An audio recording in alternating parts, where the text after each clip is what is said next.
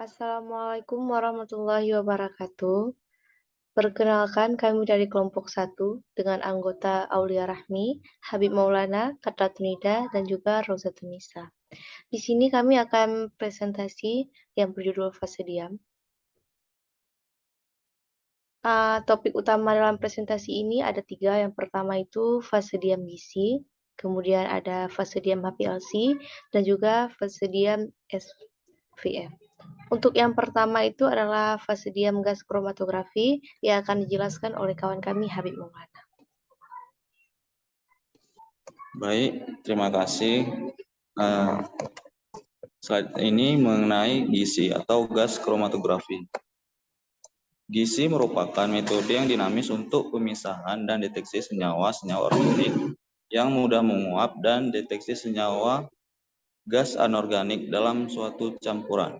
Perkembangan teknologi yang signifikan dalam bidang elektronik, komputer, dan kolom telah menghasilkan batas deteksi yang lebih rendah serta identifikasi senyawa menjadi lebih akurat melalui teknik analisis dengan resolusi yang meningkat. Fase diam pada gizi berada pada kolom yang merupakan tempat terjadinya pemisahan dari komponen senyawa yang diuji. Bisa berupa padat atau cair. Pemisahan fase diam sesuai dengan polaritas sampel.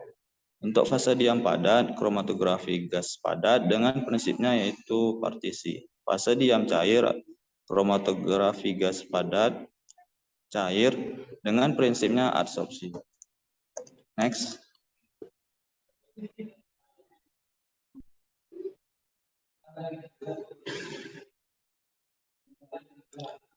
Sistem peralatan kromatografi gas atau gizi, di mana pertama terdapat fase gerak, yaitu fase gerak pada gizi, juga disebut dengan gas pembawa karena tujuannya adalah untuk membawa solut ke kolom.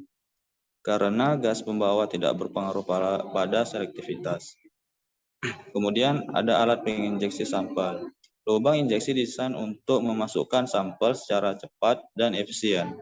Desain yang populer terdiri atas saluran gelas yang kecil atau tabung logam yang dilengkapi dengan spektrum karet pada satu ujung untuk mengakomodasi injeksi dengan string. Untuk kolom merupakan tempat terjadinya proses pemisahan karena di dalamnya terdapat fase diam. Oleh karena itu, kolom merupakan komponen yang paling penting atau sentral pada gizi. Ada 3 jenis kolom pada gizi, yaitu kolom kemas, kolom kapiler, dan kolom preparatif. Yang paling sering digunakan yaitu kolom kapiler. Selanjutnya yaitu detektor, di mana detektor merupakan perangkat yang diletakkan pada ujung kolom, tempat keluar fase gerak atau gas pembawa yang membawa komponen hasil pemisahan.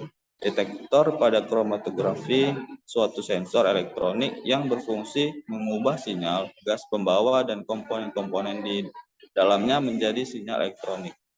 Kemudian ada recorder yang digunakan pada gizi modern menggunakan komputer yang dilengkapi dengan perangkat lunak atau software untuk digitalisasi sinyal detektor.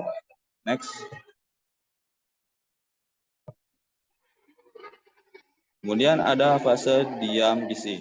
Fase diam pada kromatografi gas berada pada kolom yang merupakan tempat terjadinya pemisahan dari komponen senyawa. Pada fase diam terdapat kromatografi gas cair atau KGC dan kromatografi gas padat atau KGP. Di mana KGC merupakan fase diamnya berupa cairan yang diikatkan pada suatu pendukung sehingga solut akan terlalu dalam fase diam. Untuk KGP, fase diamnya berupa padatan dan kadang-kadang berupa polimer. Fase diam yang dipakai pada kolom kapiler bersifat nonpolar, polar, maupun semipolar. Untuk fase diam nonpolar, contohnya yaitu metil silikon. Untuk fase diam semipolar, contohnya itu metil penil silikon. Untuk fase diam yang polar, yaitu contohnya polietilen glikol. Dan ini merupakan komponen dari gizi. Ada terdapat karir gas, flow controller, injector pod, kolom, detektor, serta recorder. Kemudian saya kembalikan kepada moderator. Ya, baik. Terima kasih kepada Habib Maulana yang telah menjelaskan tentang gizi yang sangat lengkap ya. Selanjutnya kita itu akan beralih ke pembahasan tentang fase diam SPC yang akan dijelaskan oleh kawan kita Aulia Rahmi. Baik, terima kasih. Selanjutnya saya akan menjelaskan tentang fase diam SFC. Nah, fase diam adalah salah satu komponen yang penting dalam proses pemisahan dengan kromatografi. Karena dengan adanya interaksi dengan fase diam dapat terjadi perbedaan waktu, retensi, dan terpisahnya komponen suatu senyawa analit. Fungsi dari fase diam yaitu untuk menahan analit atau suatu pengotor. Untuk kromatografi fluida superkritis atau SFC merupakan pengembangan dari teknik kromatografi kolom, di mana dalam cara kerjanya menggunakan fase gerak fluida superkritis. Prinsip dasar dari SFC adalah perbedaan distribusi komponen-komponen di antara dua fase dengan menggunakan fluida superkritis sebagai fase gerak. Lanjut. Nah, selanjutnya ada di sini ada gambar komponen SFC, di mana di sini ada silinder dengan CO2, pompa HPLC, pressure control unit, kemudian ada filter dan manometer, on-off valve dan Falco injection valve dan kolom. Terus ada restriktor, ada detektor, PC dan plotter, di mana dari komponen SFC ini yaitu ada tabung penyimpan fase gerak, yaitu fase gerak yang digunakannya yaitu CO2, amonia, nitrogenosida, etana, pentana, dan lain sebagainya.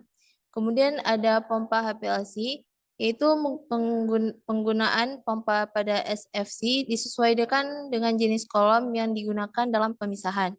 Kemudian ada pressure control unit, yaitu pengatur tekanan digunakan untuk mengatur tekanan gas CO2. Sedangkan pengatur aliran digunakan untuk menjaga agar aliran gas CO2 konstan. Kemudian ada filter atau penyaring, yaitu digunakan untuk menyaring sampel agar terhindar dari pengotor agar analisa sesuai dengan diinginkan.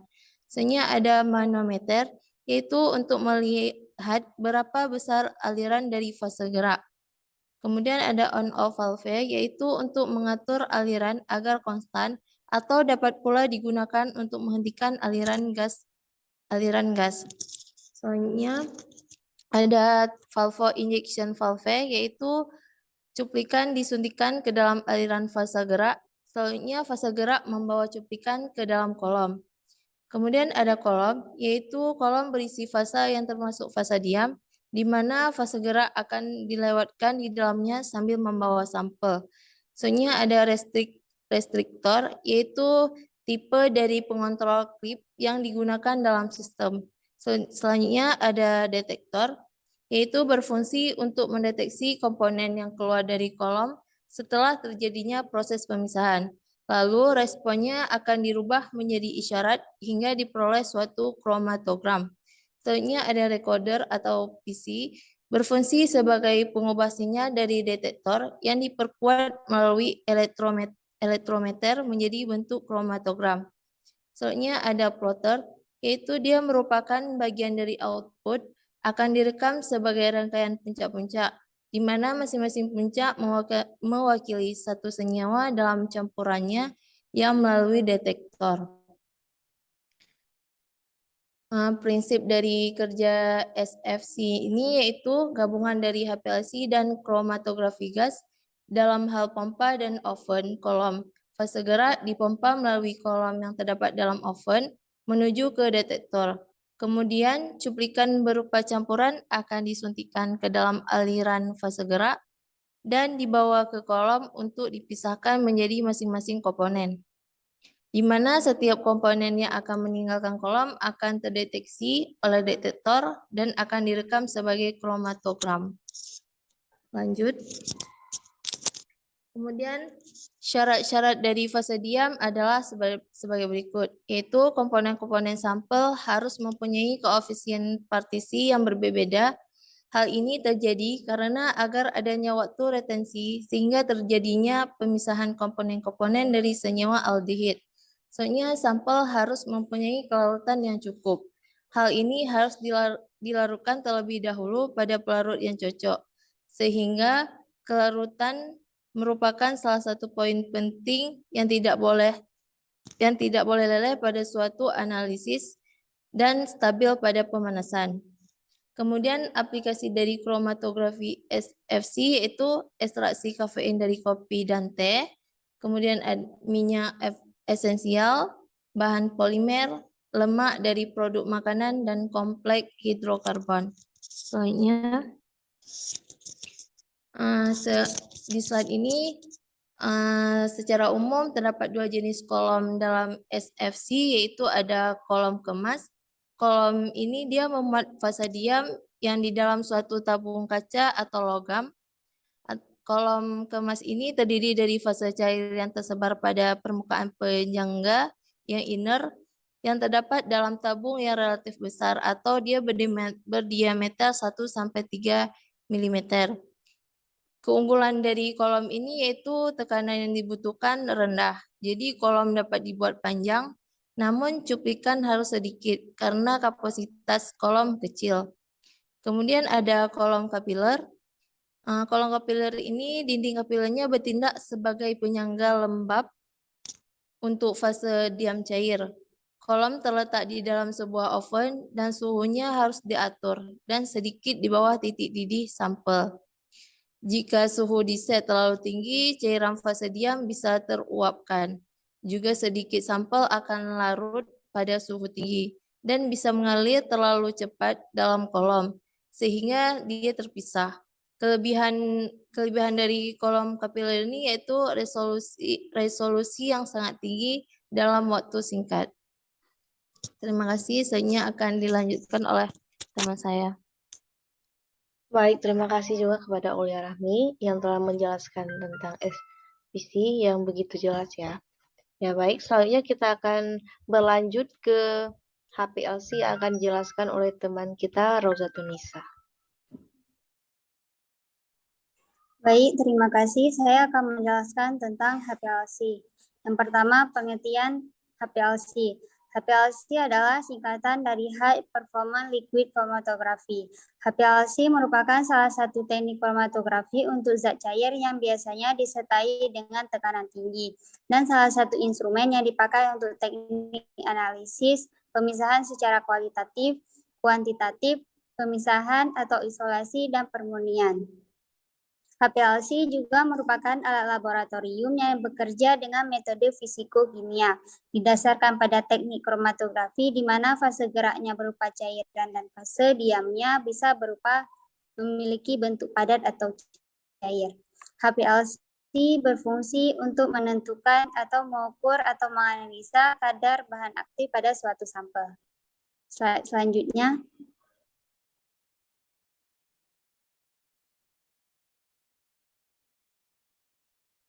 Komponen utama HPLC adalah sebagai berikut. 1. Eluen yang berfungsi sebagai fase gerak yang akan membawa sampel tersebut masuk ke dalam kolom pemisah. Yang kedua ada pompa yang berfungsi untuk mendorong eluen dan sampel tersebut masuk ke dalam kolom. Kecepatan alir ini dapat dikontrol dan perbedaan kecepatan bisa mengakibatkan perbedaan hasil. Yang ketiga ada injektor, tempat memasukkan sampel dan kemudian sampel dapat didistribusikan masuk ke dalam kolom. Yang keempat ada kolom pemisah ion yang berfungsi untuk memisahkan ion-ion yang ada dalam sampel. Keterpaduan antara kolom dan eluen bisa memberikan hasil maksimal. Begitupun sebaliknya, jika tidak ada kecocokan, maka tidak akan memunculkan puncak. Yang kelima ada detektor yang berfungsi membaca ion yang lewat ke dalam detektor. Yang keenam ada recorder data yang berfungsi untuk merekam dan mengelola data yang masuk. Slide selanjutnya. Di slide ini merupakan gambar dari komponen utama HPLC seperti yang dijelaskan di slide sebelumnya.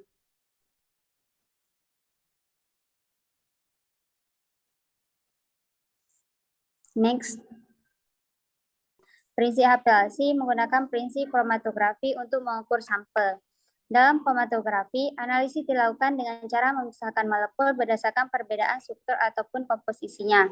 Pemisahan tersebut terjadi saat sampel bergerak melewati fase diam, dapat berupa zat padat atau cair karena terbawa oleh fase gerak, yang berupa zat cair atau gas.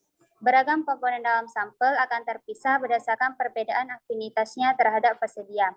Komponen yang dapat berinteraksi secara kuat dengan fase diam akan bergerak lebih lambat sehingga dapat terpisah dari komponen lain dengan interaksi yang lemah. Lanjut.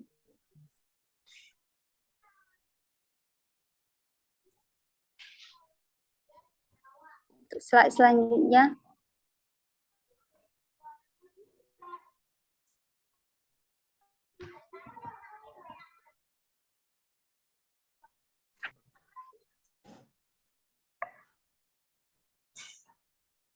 Sudah. Fase diam pada HPLC, yaitu yang pertama fase diam pada HPLC adalah fase tetap dalam kolom berupa partikel 2 pori yang kecil dan memiliki area permukaan yang tinggi.